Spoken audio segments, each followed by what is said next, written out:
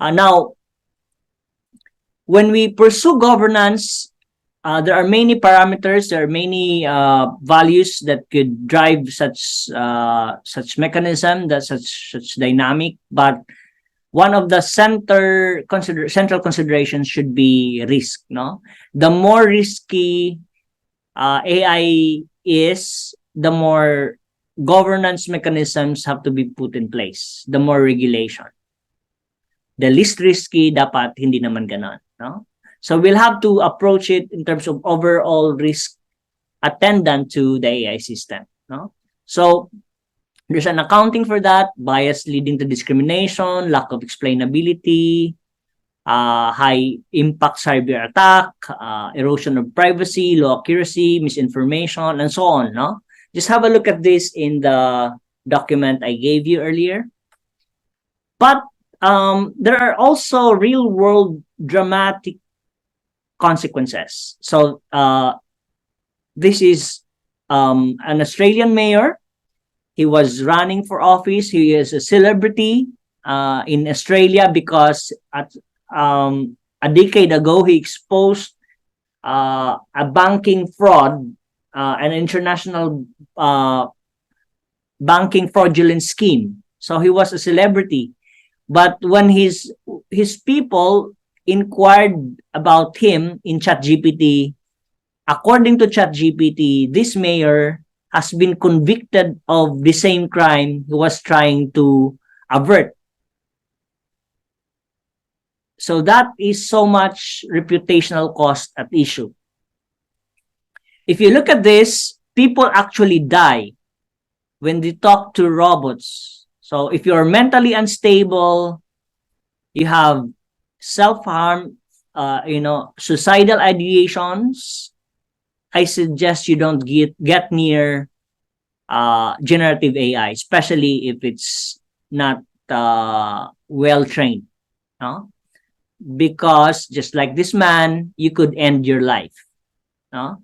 It's possible that the robot will tell you you're consuming too much food, and if you want to save the planet, you're consuming too much greenhouse gas, producing too much greenhouse gases.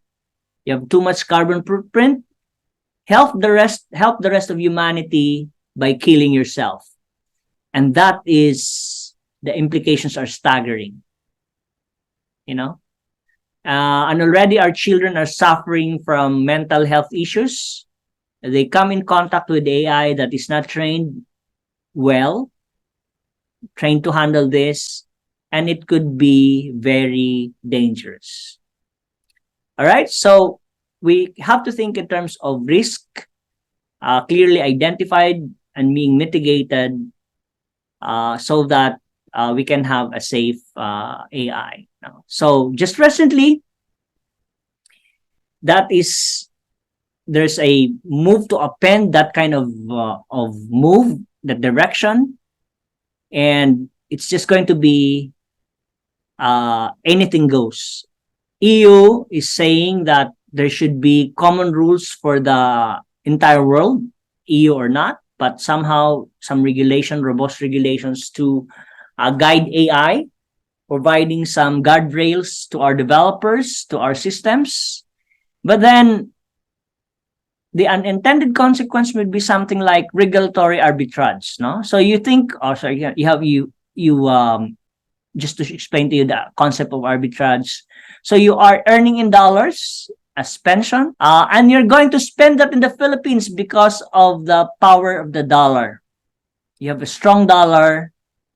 In the US, you probably cannot afford you a mansion, but when you come to the Philippines, it affords you, your retirement affords you a mansion plus a squad of servants.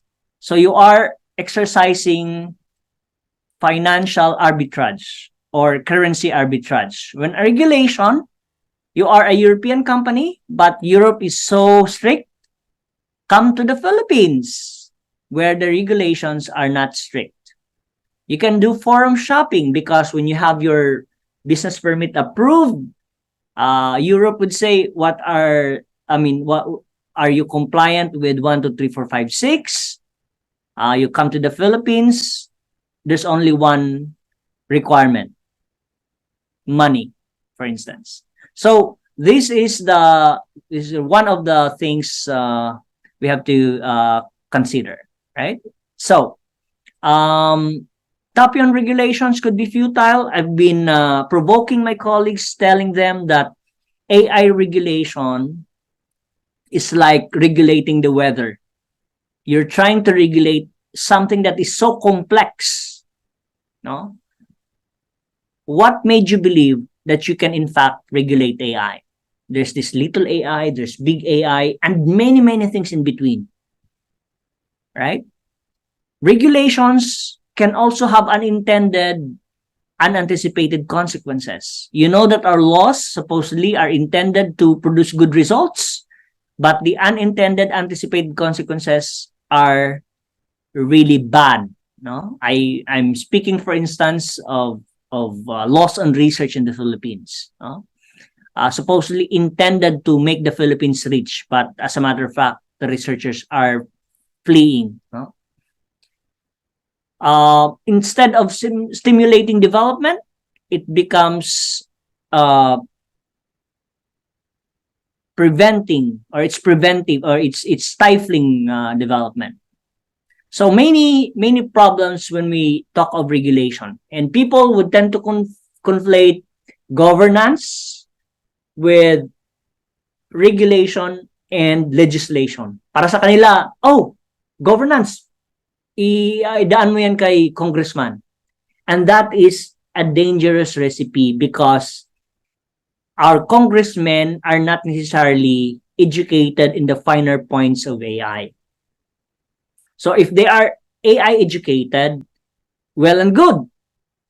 But we have, it's a very, to be charitable, it's a very diverse group, no?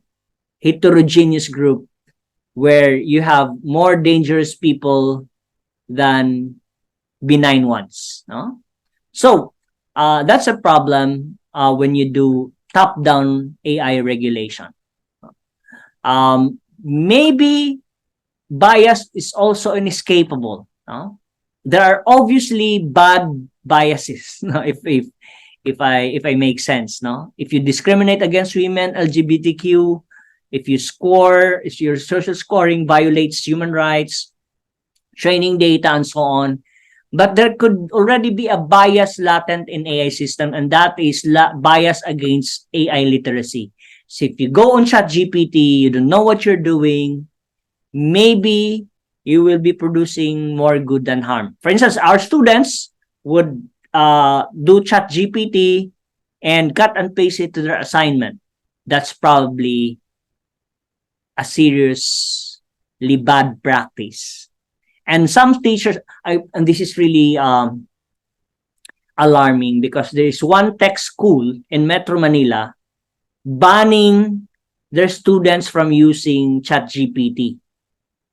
And that only creates more interest if you ban something. And so, wag daw gamitin. So, dito sa klase, walang internet, mamano-manohin natin to. There's probably a good use for such practice, but for most part, you cannot also be doing instruction without AI, because AI shortens the feedback loop and accelerates learning.